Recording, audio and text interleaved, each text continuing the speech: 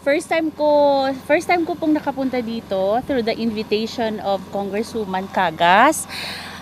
Very excited po ako at ang group ko. So, kahit pagod, kahit puyat sa biyahe, kahit walang tulugan, pero it's worth it. Ayan. Ba't nasabi mong worth it? Kasi po, number one, yung pasyal po namin, napasyalan po namin yung mga lugar na talagang amazing siya.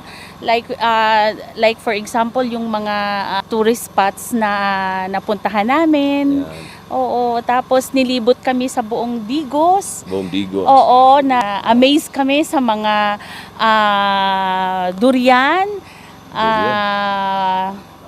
Ano pa? Yung lanzones at saka yung mangustin. Mangustin. Yan. Oo. Tsaka yung bibingka na tikman mo rin. Oo, ang sarap kuya. Ang sarap po. Ang sarap ng bibingka. Ngayon, nandito tayo sa, ito po yung tinatawag nating capital of Digos City. Ang Barangay Kapatagan, Digos City. Ito po yung Camp sa Bruce, no? Sakdalan Brothers. Meron po tayong zipline. So, are you ready to ride with the zipline? Takot po ako. So, ano ba yung masasabi mo kay Congresswoman at pagkarating nyo dito ngayon? Ang dami ko pong nakitang mga improvements po niya sa lugar.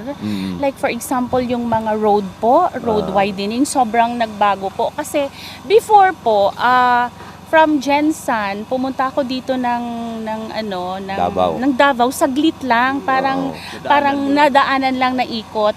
At na-compare ko po yung dati at saka yung ngayon.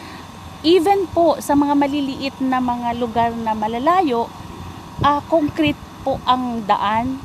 Tapos napuntahan namin yung mga hospitals na talagang na-improve po niya ng malaki. No? Bilang isang nurse, nakapunta ka yung sa may provincial hospital kanina? Yes, opo. Ang dami po niyang nailagay doon. Alam mo, nung dumaan nga kami sa pharmacy, naka-amaze po ako na ang daming gamot sa pharmacy. Tapos mayroon pong sa loob ng hospital mismo? Yes. Ayan, no? At ang bagong dialysis po na machine. I think 20 po yun yung bago. Units. Yes, 20 units. Tapos nakita ko po existing na po ang pag-operate po nila. Tsaka mayroon talagang pasyente sa loob. Yes, opo, existing na po na ginagamit po sa pasyente. Napakaganda po ng mga bibigyan project. ka ng iba pang pagkakataon na imbitahin, pupunta ka pa rin, paparito ka pa rin. At saka i-recommend ko po sa mga kaibigan ko. So, inire-rate ko po ito from 1 to 10. Yung experience ko po ngayon, today lang as of today, as of today. 1 to 10, it's 9. I don't know kung tomorrow, baka po, pag naikot ko pa ang buong Digos, baka po magiging 10 over 10 na po siya. At saka hindi mo pa nakita yung Villa Mercedes Flora Park. Yes, hindi pa na kung po. saan yung bulaklak mula sa iba't ibang country ay makikita mo dyan. Opo. Ay, continuation po bukas. Ayan. So, continuation po bukas. Thank you po, Congresswoman, sa pag-invite nyo po sa amin. This is the first time po na nakarating ako. So, highly recommended po sa iba po. Thank you po sa Cagas family. Once again, kasama po natin ngayon ang mga medical team from the House of Representatives dito po sa Camp sa Bruce, Barangay Kapatagan, the summer capital of Digos City. Ma'am, your name? Marisa Cortez po. Marisa Cortez. Ayan, alive na alive si Ma'am Marisa. Ma'am, kumusta ang biyahe? Okay po. Enjoy na enjoy kami. Wala pang isang araw. Ayan. Ay, enjoy po kami. Thank you very much, Congresswoman, pati si Governor, tsaka si Vice Gov. Thank you for hosting us.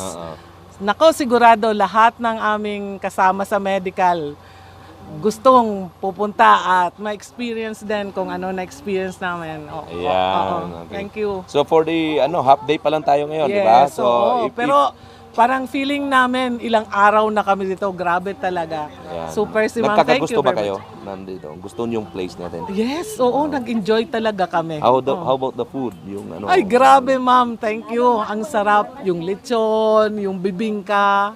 Ano to? Yung prutas. Prutas saka yung aming mangustin. Tapos kaninang breakfast namin. Ay, Ano yung mga na-experience niyo, ma'am? Ay, oo. Ay. Ma'am, grabe talaga. Nakapunta na ako ng ibang probinsya. Overwhelming, napakaganda po ng inyong Kapitolyo. Ayan. Ang laki-laki, may nakita na rin ako na malaki, pero nung makita ko po yung Capitol building ninyo, tingin ko yun ang pinakamalaki sa buong Pilipinas. Ang ganda-ganda, ang ganda-ganda. Ay. Sana ganun din sa amin. Ay, saan ba sa inyo sa? Masbate. Sa Masbate, Invite ko ayan. rin kayo na meron kaming rodeo festival doon. Pwede rin kayong pumunta. Yung baka yun, no? Baka? Yes, Yung sir. rodeo. Opo. Diba, Mike, gusto ka na? Baka? Sakay kag baka? Sumakay ng baka. Oo, kasi kabayo lang madalas. Sige, ma'am. Thank you, ma'am. Thank you, sir. And enjoy the rest of your days staying here. Okay, salamat po, salamat. Yes, ma'am. Ma'am, yes, ano masasabi mo? Gusto ko lang magpasalamat, napakaganda ng lugar nyo.